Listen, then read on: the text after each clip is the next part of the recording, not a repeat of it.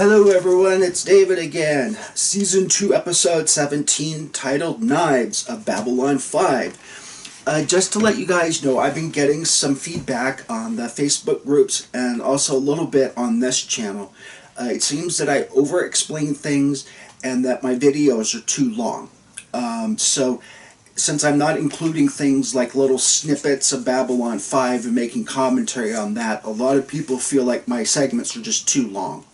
So I'm going to try and cut these episodes or my commentaries down to about 15 minutes and see if that helps matters. So please let me know down in the comment section how I'm doing.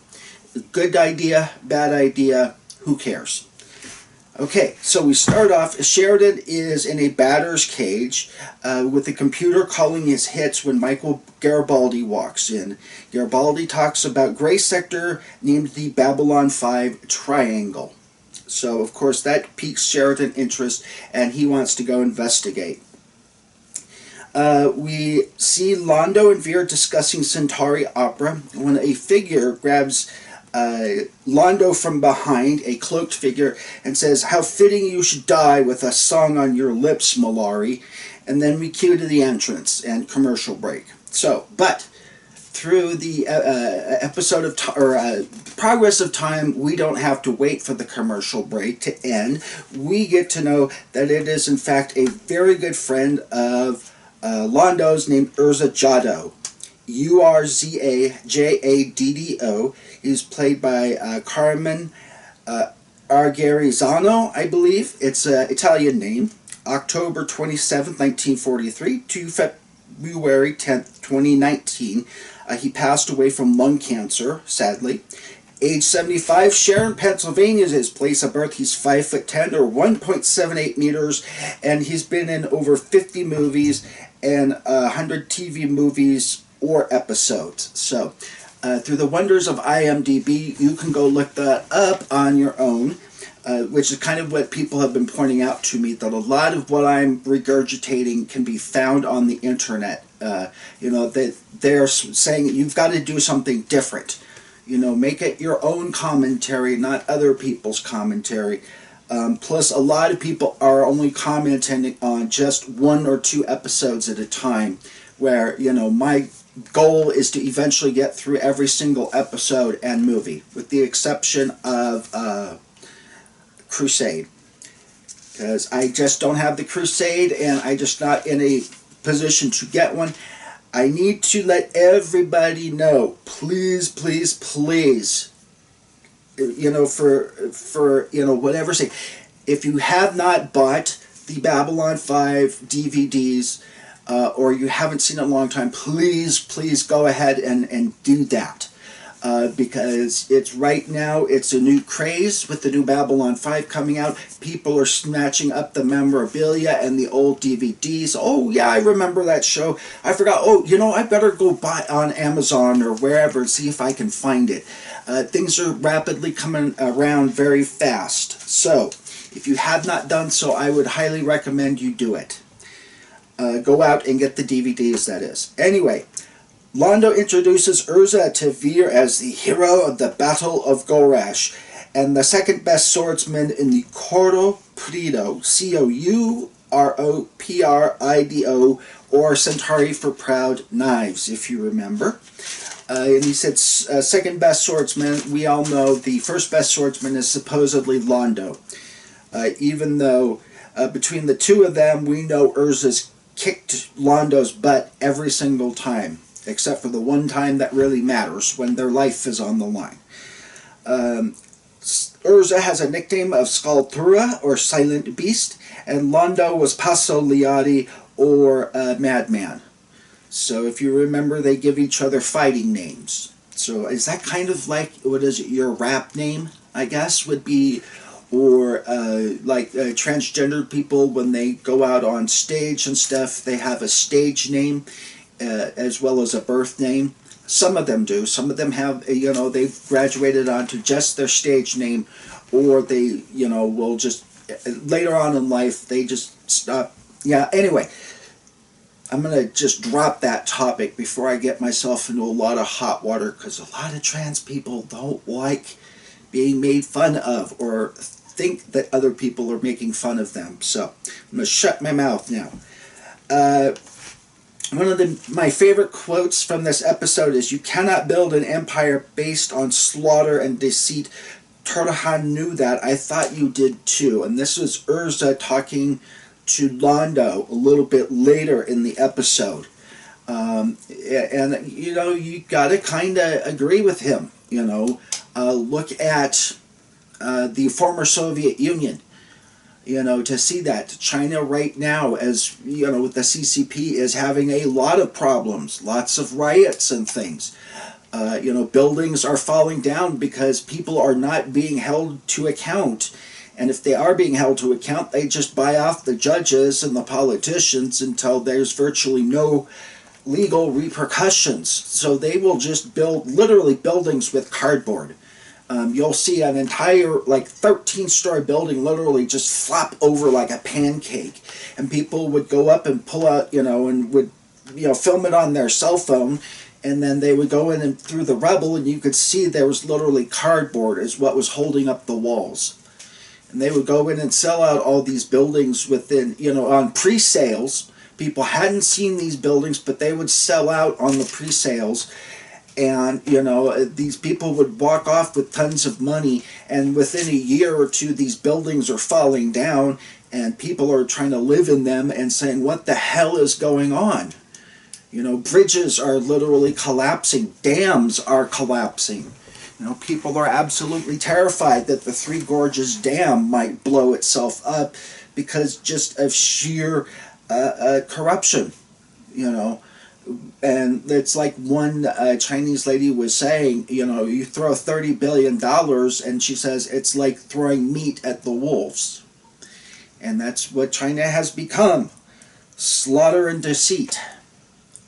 Unfortunately, I don't think Captain Sheridan's, or President Sheridan, or even Londo is going to be able to fix their problems.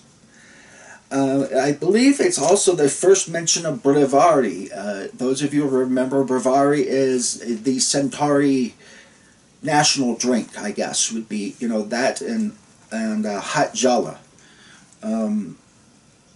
So, Sheridan is wandering around through a gray sector, and he encounters a dead Markhab.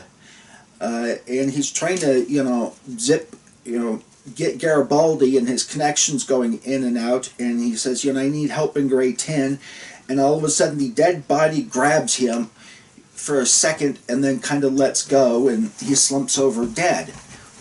Now, people ask, is that really possible for a dead body to do that? Now, I used to be a registered nurse, as those of you who've watched this series know. I can tell you that it absolutely is possible. I've seen, or had, only one episode. Literally, the guy just sat straight up in bed and made this weird as his diaphragm was emptying, because he sat up. He made this weird sound, and of course, the nursing assistant, it was like her first week on the job, and she jumps back and she's like terrified. So I go run over and I grab her and I said, "Hon, this happens, okay?" You know, and they're trying to calm her down, not trying to let on the fact that this is my first time ever seeing it in person, and I'm scared witless, but, you know, running around like a chicken with your head cut off doesn't really help people in that situation. You know, when they're panicking, if you start panicking, you make the problem infinitely worse. So, but yes, I can verify that a body can, you know, do that and seem to make... other nurses have, where they've gone in and pronounced a patient dead, and several hours later that patient wakes up, you know, and they're what we call God shots in the nursing profession, that it allows these people one last, come back brighter and more mentally competent than they've ever been. And that's usually a sign that within a week or two, or even a few months, I had one patient go 6 months after being in a coma for 3 months. But yes, it is possible for dead bodies to reach up and seemingly grab or do other things too. Dr. Franklin explains that to Sheridan and Garibaldi, but of course Sheridan doesn't really buy that. And kind of a hilarious little meme ensues. Garibaldi's trying to pronounce this guy's name, and Shishnak something or another. And Franklin grabs the screen and says, "Now, just to let you know, I had to practice this for a good half an hour. So, I'm just suffering for my muse." Is it Sheoshnik? And he says, "Gesundheit." So, heavily memmed. Urso and Londo were in a dueling society together.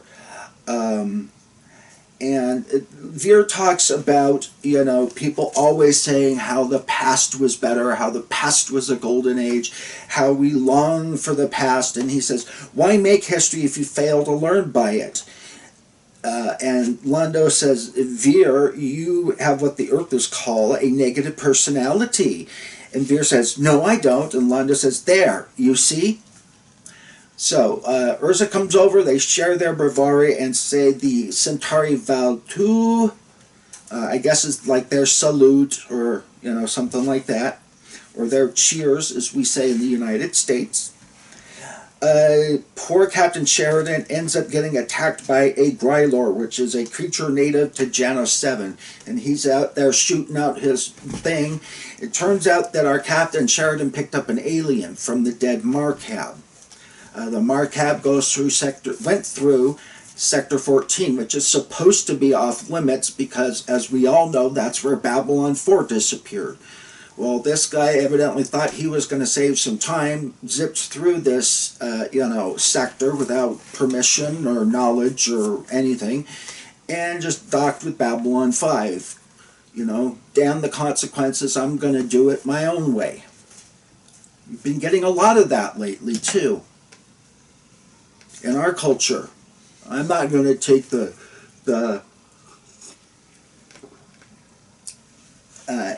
vaccine. Who knows what's in it? Well, do you know what's in your shampoo or your shaving cream or anything like that? There's a lot of stuff you use every day that you don't know what's in it. Never stopped you before. Ends up Urza and Londo are talking about love. Londo talks about his sweet old Adira. Londo also learns for the first time that Prime Minister Malachi was actually assassinated. He did not take his own life. And that his house, speaking of Urza Jado, the house of Jado, is being condemned in the Centaurum. And we find out a little bit later who it was. But Sheridan has a hallucination and sees the Icarus explode, even though we all know the Icarus exploded about 2 or 3 years ago.